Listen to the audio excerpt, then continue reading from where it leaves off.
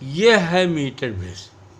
इसमें 1 metre long wire, resistance wire made of constantan eureka manganin, ऐसे wire जिनका resistance temperature पर depend नहीं करता, कांस्टेंट रहता। ये वायर यूनिफॉर्म क्रॉस सेक्शन का होता है। इसका रेजिस्टेंस लेंथ का डायरेक्टली प्रोपोर्शनल होता है। यहाँ पर 2 गैप हैं, दोनों गैप में एक में नोन एक में अननोन रेजिस्टेंस लगाया जाता है। जैसे R is known, S is unknown. एक गैल्वेनोमीटर है, वो B पॉइंट पर B और D के बीच कनेक्ट है, तो ये व्हीटस्टोन ब्रिज हो गया।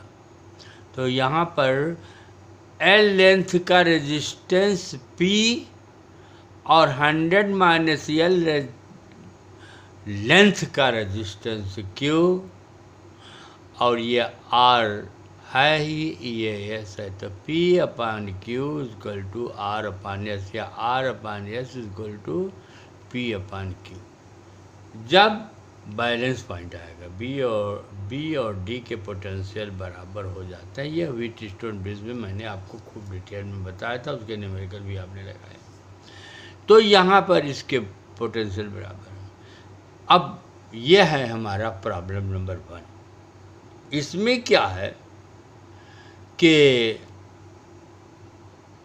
ये S रेजिस्टेंस है, तो बैलेंस्ड है। इस समय R और S बैलेंस पॉइंट 60 सेंटीमीटर पर है। क्या समझे? बैलेंस पॉइंट कितना है? 60 सेंटीमीटर। ये CBSE में आया हुआ क्वेश्चन है, एडिट को ढंग से समझ लो। 60 सेंटीमीटर पर बैलेंस पॉइंट है।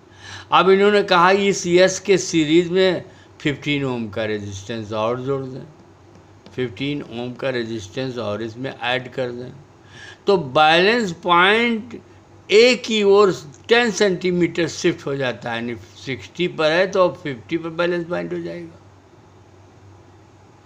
फिर इन्होंने पूछा कि अगर S के पैरेलल में 30 ओम जोड़ दिया जाए, देन नेक्स्ट बैलेंस पॉइंट क्या होगा?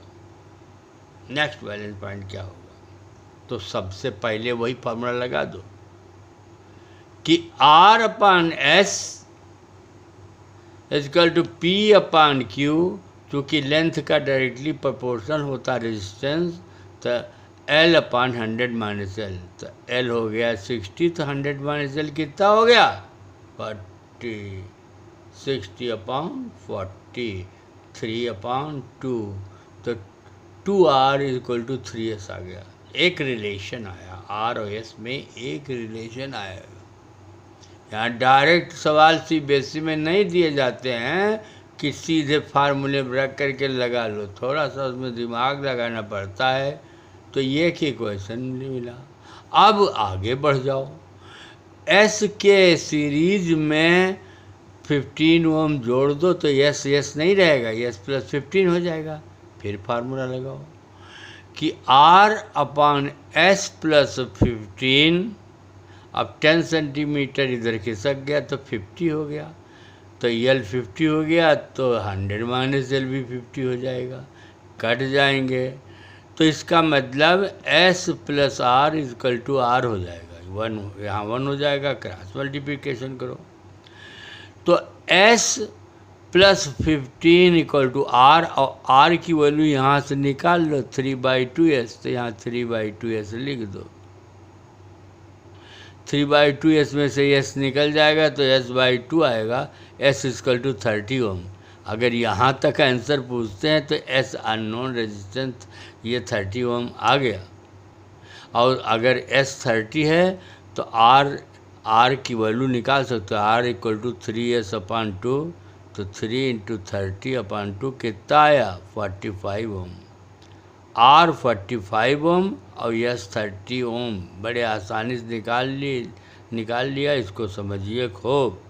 अब 30 ओम इसके पैरेलल में जोड़ दिया जाए। जब 30 ओम इसमें पैरेलल में जोड़ दिया जाएगा तो S डैश हो जाएगा। ये 30 × 5 30 इंटू आपका ये था इस एस के पैरेलल में 30 ओम रखें और एस की वैल्यू आप निकाल चुके हैं 30 ओम। तो 30 इंटू 30 अपॉन 30 प्लस 30, यहाँ यस लिखा है, 30 into yes upon yes plus 30, yes की वैल्यू 30 ओम निकाल चुके हो, तो इसकी वैल्यू आ जाएगी 15 ओम। यानी अब ये एस डैश कितना हो गया 15 ओम, जब 30 ओम इसके पैरेलल लगाया गया। फिर फार्मूला लगाओ, R upon S dash equal to L upon 100 minus L. तो आर तो 45 ओम आप निकाल चुके हैं, ये 45 ओम। एस डैश अभी निकाला 15, L upon 100 minus L, cross multiplication करके, क्रॉस मल्टीप्लिकेशन करो तो ऐसे में आपका क्रॉस मल्टीप्लिकेशन करोगे, यहाँ तो समझ में आया होगा, R upon S dash equal to L upon 100 minus L. तो आर है 45, एस डैश है 15, एल अपॉन 100 माइनस एल, तो 3 upon 1 equal to L upon 100 minus L, cross multiplication L equal to 300 minus 3L, तो 4L equal to 300, तो L equal to 75 centimetre. तो यहाँ तक answer आपका आ गया।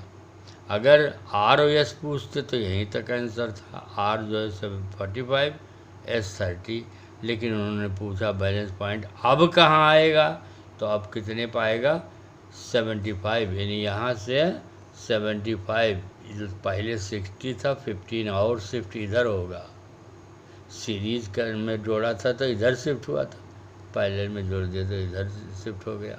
ठीक है, तो यह क्वेश्चन अच्छा है।